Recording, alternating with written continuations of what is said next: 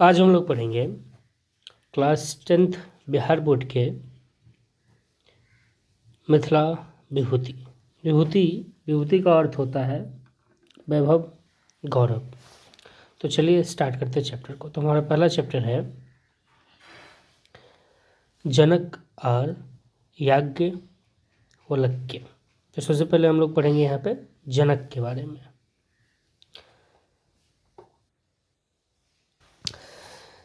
जनक एक नाम मात्र ही नहीं, ये एक उस समय की उपाधि हुआ करती थी।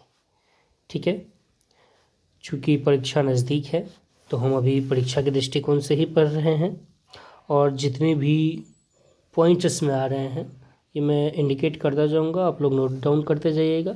इससे ज़्यादा एग्ज़ाम में कुछ आने की संभावनाएं नहीं रहेंगी। तो सबसे पहला पॉइंट यहाँ पे बना कि जनक क्या था, नाम या उपाधि था। तो जनक बस एक नाम हुआ करता था, उस समय का नहीं, जनक एक उपाधि हुआ करती थी। ठीक है, जो सभी राजा अपने नाम के आगे में लगाया करते थे। मिथिला में अति प्राचीन काल से महाभारत काल धरि जाहि वंशक शासन छलैक से जनक राजवंश कहाबैत छल।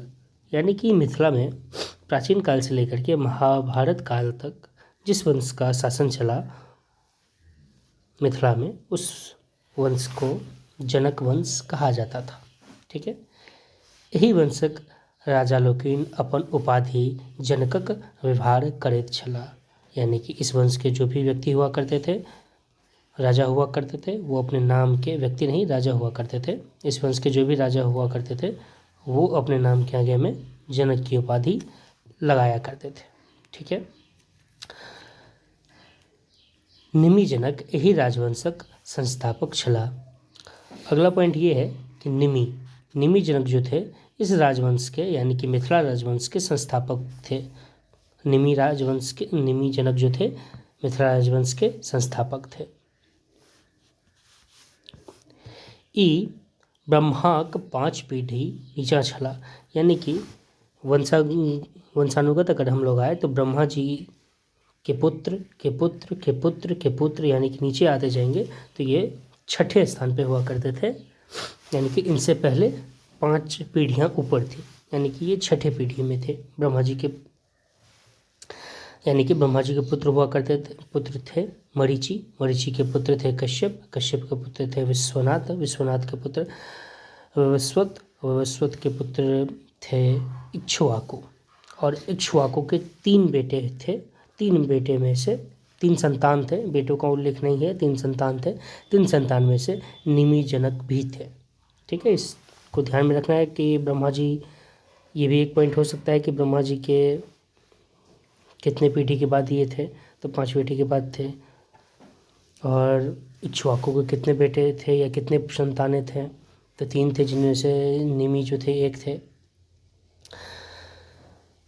निमि जो थे इक्ष्वाकु के पुत्र थे। निमि के पिता का नाम था इक्ष्वाकु। तो चलिए आगे बढ़ते हैं। राज्य की स्थापना के बाद निमि एक गोट यज्ञ करैक चाहत छला। यज्ञ 1000 वर्ष धरि चलतैक। ओ यज्ञक हेतु पुरोहित रूप में विशिष्टक वर्ण करैत चाहत छला। यानी कि जब उन्होंने मिथिला राजवंश की स्थापना की तो उसके बाद उन्होंने सोचा कि एक यज्ञ करना है हमको। ठीक है, तो यज्ञ करने की जिज्ञासा लिए वो सोच रहे थे एक पंडित रखने का, एक पुरोहित रखने का, जो उनको इसमें अपने इच्छा को पूरा करने में उनकी मदद कर सके। ठीक है, तो और ये यज्ञ जो उन्होंने सोचा था करने का वो लगभग 1000 वर्ष तक चलता। तो पुरोहित के रूप में उन्होंने विशिष्ट नाम के एक पंडित ऋषि हुआ करते थे उस समय, जिनके बारे में उन्होंने सोचा कि हाँ, ये मुनि जो हैं, ये ऋषि जो हैं, वो अच्छे से मुझे करा देंगे, तो इनसे मैं चल के बात करता हूँ। ठीक है, तो ये भी एक पंडित है, किन के बारे में सोचा था? सबसे पहले तो वशिष्ठ के बारे में सोचा था। और वो जो यज्ञ है वो कितने वर्षों तक चलता? तो 1000 वर्ष तक चलता। ठीक है। मुदा वही समय वशिष्ठ इंद्रक ठानल यज्ञ में पुरोहितक काज पर छला। लेकिन वशिष्ठ जी जो थे, वशिष्ठ मुनि जो थे, ऋषि जो थे, वो सेम टाइम पे व्यस्त थे इंद्र के। यहाँ पे कोई यज्ञ चल रहा था, उस पर वो बिजी थे उस समय। तो उन्होंने फिर भी गया वो निमि जी गए वहाँ पे। निमि निवेदन पर विशिष्ट अपन व्यस्तताक स्थिति देखा देलथिन आ कहलथिन जे ओ इंद्र के यज्ञ समाप्तिक बाद हुनक यज्ञ करा सकै छथिन। निमि के ओते कालावधि धरि यज्ञ रोकने रहबाक धरि नहीं रहले। यानी कि निमि को उन्होंने अपनी व्यस्तता बता दिया वशिष्ठ ऋषि ने कि देखिए हम यहाँ पे बहुत सारा टाइम मेरा यहाँ पे लग जाएगा, बिजी हैं हम, तो जैसे ही इंद्र का यज्ञ खत्म होगा हम उसके तुरंत बाद ही आपके यहाँ यज्ञ करने के लिए आ जाएंगे। परंतु हुआ क्या कि इतने टाइम तक निमि जो थे वो वेट नहीं कर पाए, उनको कंट्रोल ही नहीं हुआ। तो यज्ञ करवाना उन्होंने मन में ठान लिया था।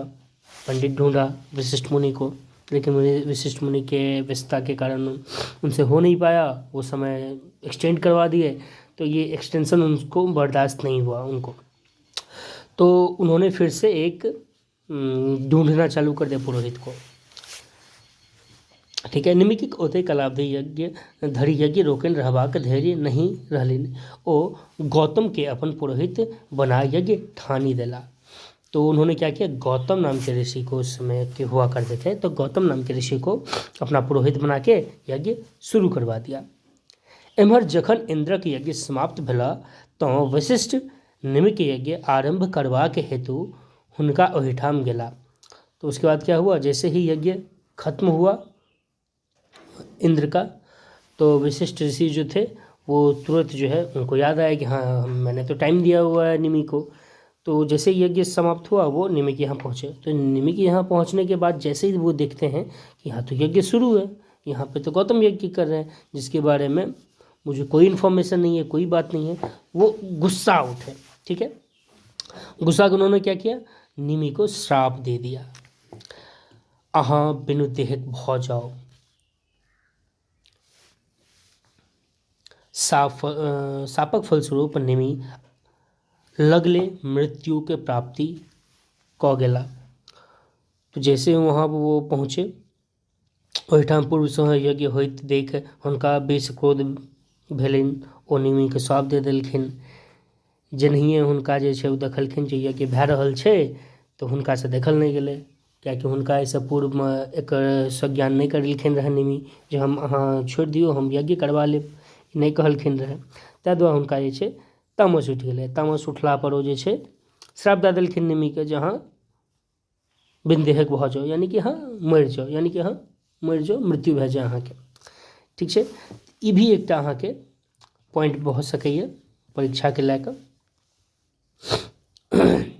अब चलियौ आगाँ बढ़ै छियै।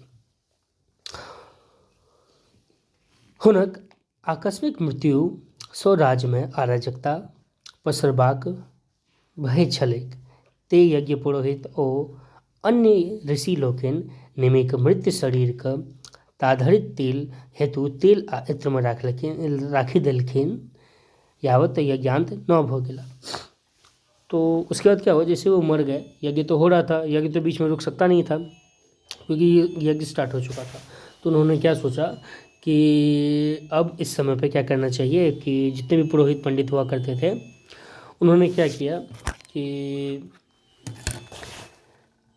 एक ताबूक मंगाया। उसके बाद जो है उसमें उन्होंने तेल और इत्र मिला करके रखा और उसमें निमि जनक की बॉडी को उसमें डाल दिया जिससे कि उनका शरीर खराब ना हो।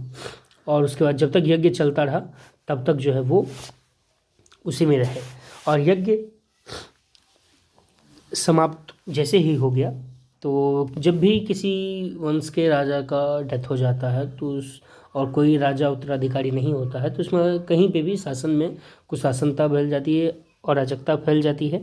तो इस चीज़ को रोकने के लिए जितने भी ऋषि मुनि थे उन्होंने क्या किया कि उनके मृत शरीर को मथा।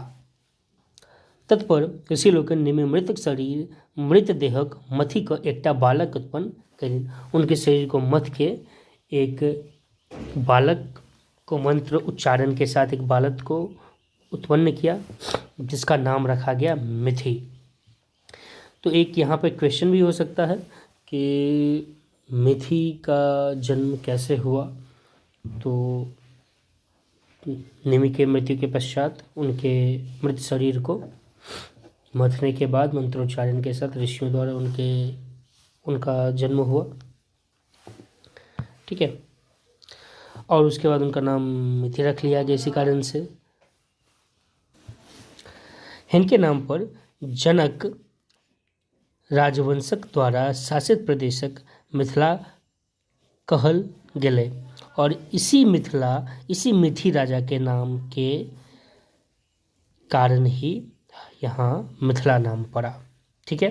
तहस पूर्व एहि प्रदेश का विदेह जनपद कहल जाइत छला, ठीक है। इससे पहले इस प्रदेश को जनक के इस प्रदेश को कहा जाता था विदेह, ठीक है।